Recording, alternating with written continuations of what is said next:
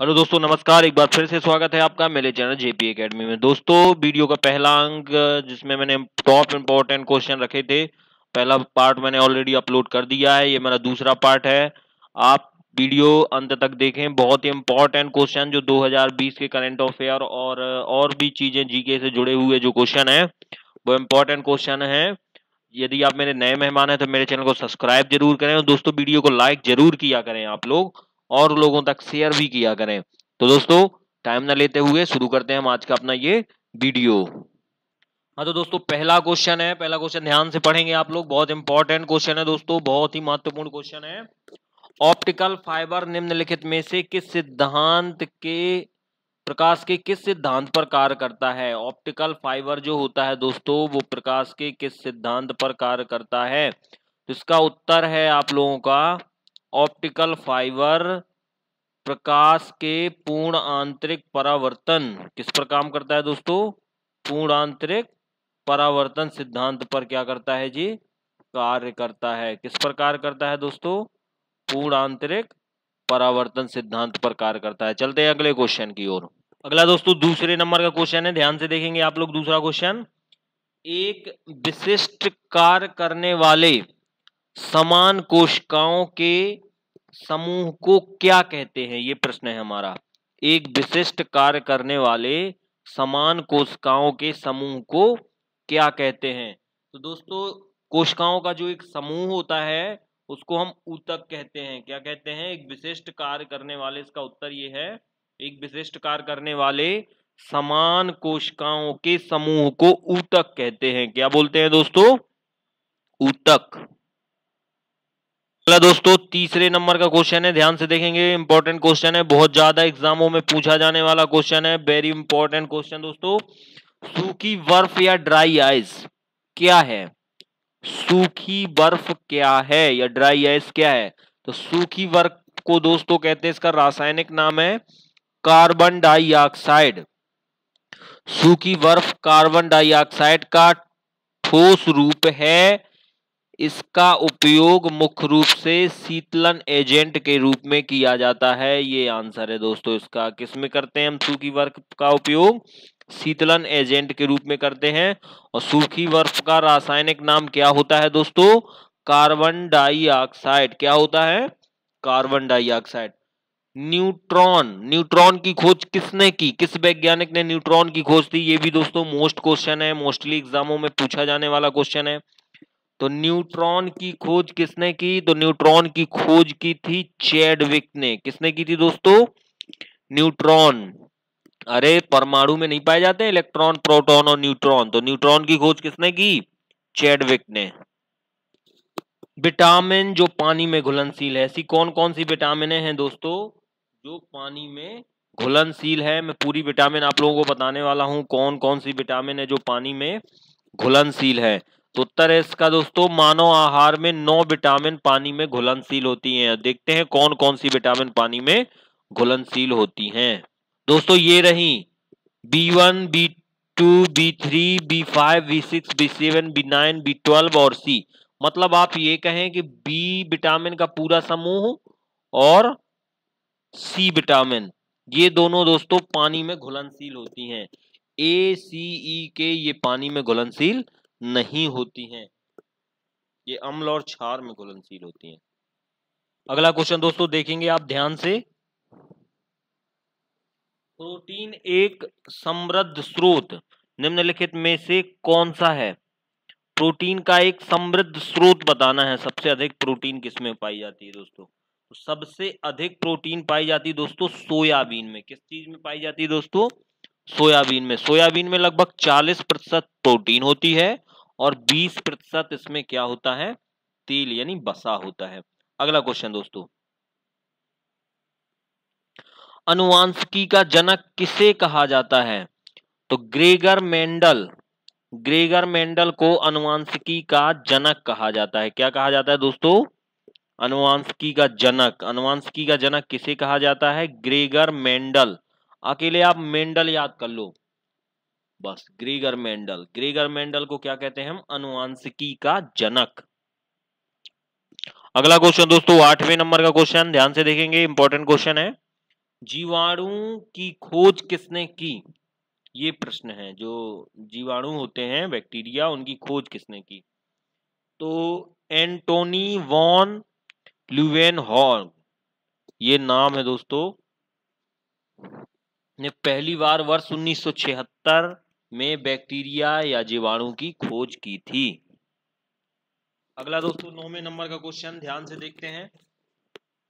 निम्नलिखित में से किसे भारत के राष्ट्रवाद का जनक कहा जाता है?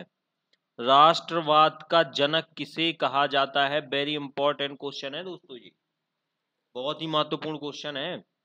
उत्तर, राजा राम मोहन राय को भारतीय राष्ट्रवाद का जनक कहा जाता है।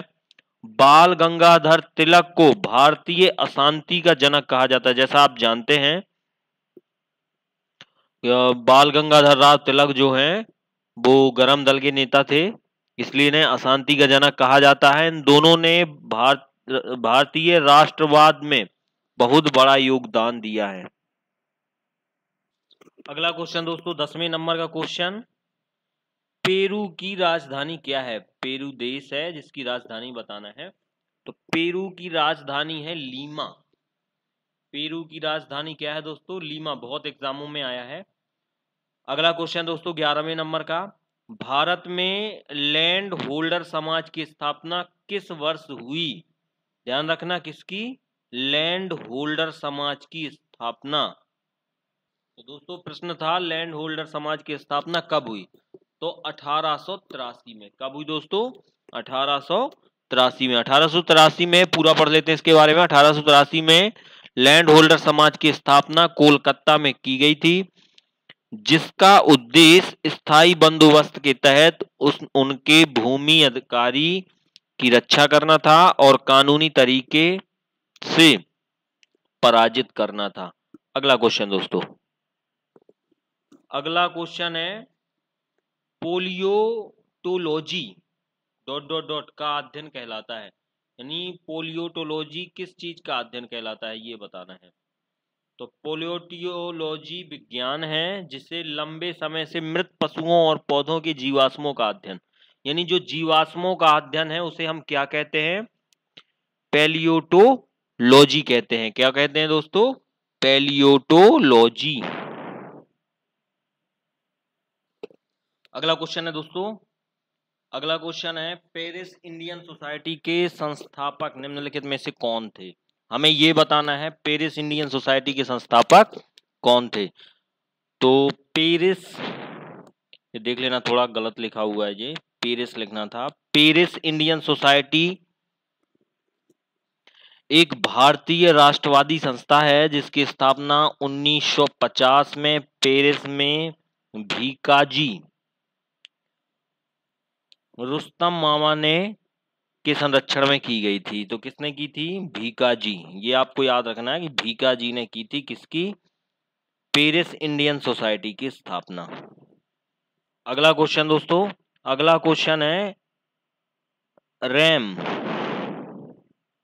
रैम कहाँ स्थित होती है? तो रैम कहाँ स्थित होती है? मदरबोर्ड में। कहाँ स्थित होती है दोस्तों? मदरबोर्ड में। अगला क्वेश्चन दोस्तों 15 नंबर क्वेश्चन ध्यान से देखते हैं, अच्छा क्वेश्चन है।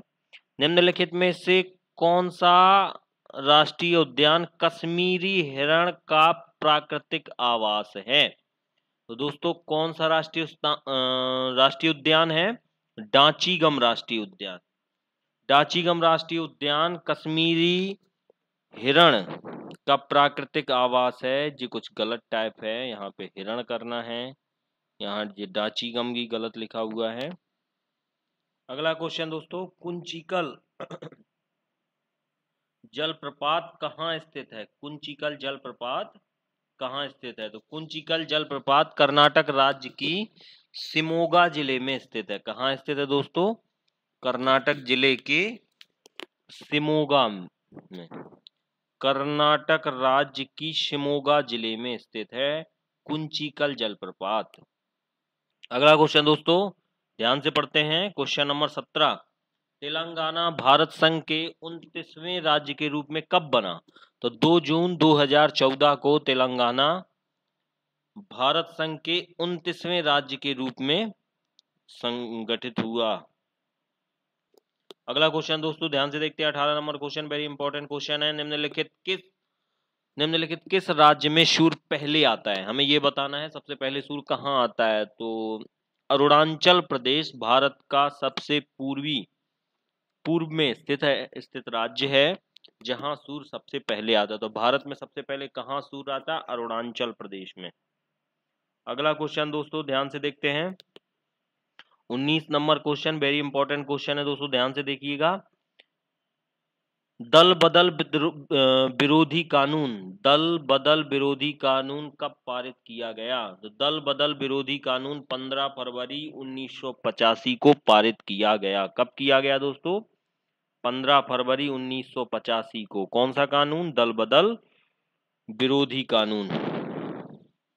अगला क्वेश्चन दोस्तों 20 नंबर क्वेश्चन, 20 नंबर है, निम्नलिखित में से किस संविधान संशोधन द्वारा दिल्ली राष्ट्रीय राजधानी क्षेत्र बनी? तो 69वां संविधान संशोधन द्वारा दिल्ली को राष्ट्रीय राजधानी क्षेत्र घोषित किया गया। तो दोस्तों कैसे लगे मेरे ये प्रश्न? आप लोग अपनी प्रतिक्रिया हमें जरूर दें कमेंट बॉक्स पर, और दोस्तों अपनी रिक्वायरमेंट भी बताएं, या किसी चीज पे और जानकारी आप चाहते हैं तो वो भी बताएं। और दोस्तों चैनल को सब्सक्राइब जरूर कर लें ताकि आने वाले एग्जामों की तरह से भी मैं तैयारी आप लोगों की करवाऊंगा। जीके, मैथ्स और रीजनिंग तीनों चीजों की मैं वीडियो डालने वाला हूं अपने चैनल पे, तो बने रहें हमारे चैनल के साथ।